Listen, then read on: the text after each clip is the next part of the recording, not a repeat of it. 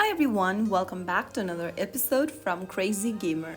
Today in this video we will be learning how to change your wallpaper in Bleach Brave Souls account.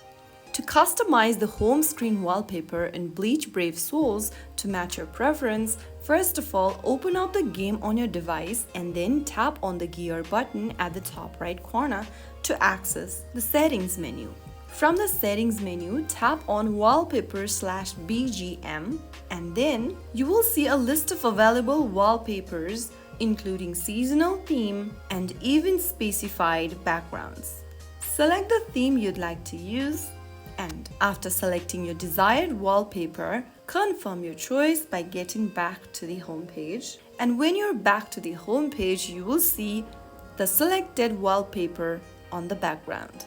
So that's how you easily do it. If you found the video helpful, don't forget to like, share and subscribe. I'll see you in the next episode. Thanks for watching.